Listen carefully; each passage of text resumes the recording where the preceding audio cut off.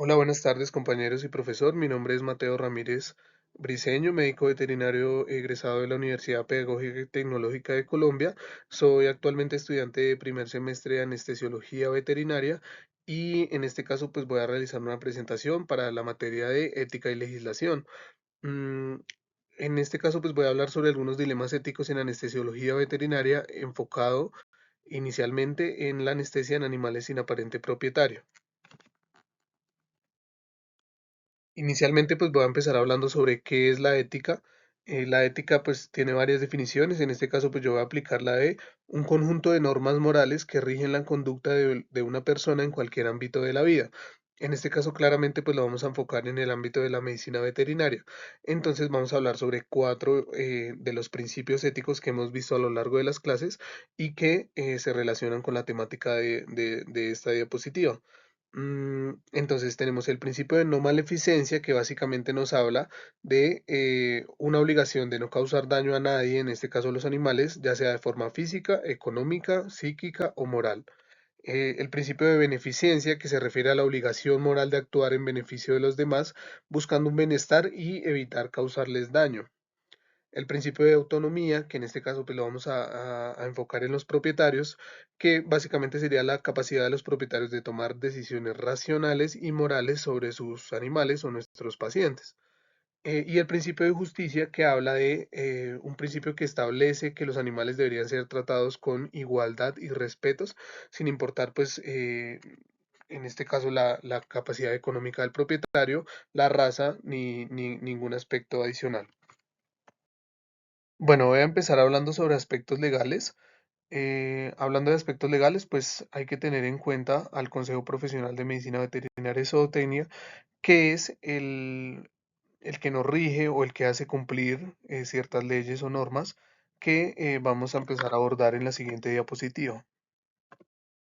Bueno, hablando ya de leyes específicas que rigen pues el tema o la temática que vamos a abordar, tenemos la ley 576 del 2000. En esta ley, que es expedida por el Congreso de Colombia, se expide el Código de Ética para el ejercicio profesional de la medicina veterinaria y zootecnia. Entonces tenemos, o voy a abordar tres artículos que son el artículo 26, el artículo 27 y el artículo 28, eh, y a continuación pues ya los voy a describir cada uno. El primero es el artículo 26. El artículo 26 nos dice que el médico veterinario zootecnista no intervendrán quirúrgicamente a un animal sin la previa autorización del usuario o persona responsable del mismo, a menos de que haya una urgencia que amerite una intervención inmediata. Entonces, por eso mismo puse una imagen de un vólvulo gástrico, que es una de las emergencias más comunes en la clínica diaria, y esta pues es una emergencia que o requiere de intervención quirúrgica inmediata. Entonces, en el caso de que un paciente llegue sin aparente propietario, el médico veterinario es el que va a tener la decisión de si el paciente puede esperar o no y de si se firman o no los consentimientos asociados.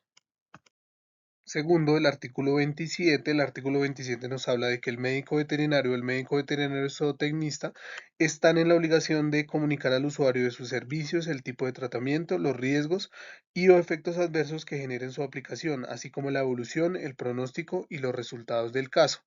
Eh, Siempre es importante, como médicos veterinarios y profesionales, estar en constante comunicación con el propietario. Pero entonces, en este caso, pues hablando del dilema ético de si el animal no tiene aparente propietario, pues digamos que este artículo no tendría relevancia o no se estaría cumpliendo en este caso. El artículo 28 nos habla de que el médico veterinario queda exonerado en informar los riesgos y posibilidades del tratamiento médico quirúrgico en algunos casos en específicos. Entonces, el primero es el tema que estamos abordando, la ausencia del dueño o responsabilidad en animal, y de este hecho siempre se dejará constancia en la historia clínica. Eso es un factor importante. Y yo en las tres diapositivas de los artículos precisamente puse un consentimiento, porque es uno de los, digamos que, factores más importantes en el tema o en este tema de las leyes. El segundo caso es cuando la reacción al procedimiento aplicado sea inmediata o inesperado. En este caso se categorizaría como individual u orgánica. Y el tercero es en casos de urgencia. Entonces, como lo venimos abordando en los anteriores, en dado caso de que el paciente ingrese sin em, aparente propietario, pero su intervención quirúrgica sea inmediata o necesaria, pues el médico veterinario se puede llegar a defender, entre comillas, en estos casos. Este dilema ético en anestesia en pacientes sin aparente propietario me lleva a pensar en algunos aspectos a tener en cuenta, que van más allá de pronto de la legalidad o de los ingresos que podamos recibir como médicos veterinarios. En este caso quiero hablar de dos casos en específico. Uno, el de la izquierda, que es un paciente que pues acaba de sufrir un trauma por atropellamiento.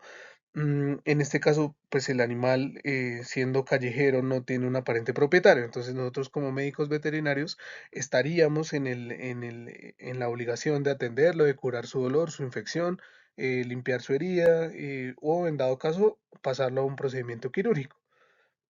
Y el otro es el de las esterilizaciones. Entonces, más allá de, o son pacientes que no tienen aparente propietario y hablando ya de la sobrepoblación, pues es un problema a nivel global.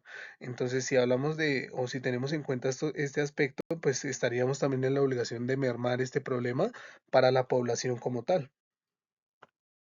Como lo venía hablando, entonces el médico veterinario es el que termina siendo la persona que va a ser encargada de tomar la decisión que considere pues correcta en el momento. Entonces yo planteo un proceso para la toma de estas decisiones. Inicialmente evaluar la situación en conjunto, ver los pros, los contras, eh, obviamente tener en cuenta qué tipo de urgencia es, qué tipo de paciente, la edad, demás, para tomar una decisión a posteriori.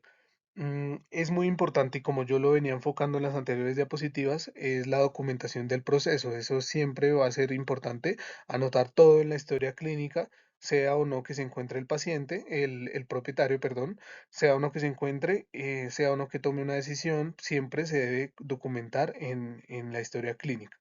Y también es importante tener en cuenta pues aspectos legales como las leyes que veníamos hablando anteriormente, incluso pedir segundas opiniones o segundos conceptos médicos de gente que pueda de pronto tener un poco más de experticia en el tema.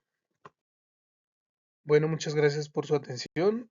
Por último, pues quiero despedirme con esta frase, que es un país, una civilización se puede juzgar por la forma en la que trata a sus animales. Muchas gracias.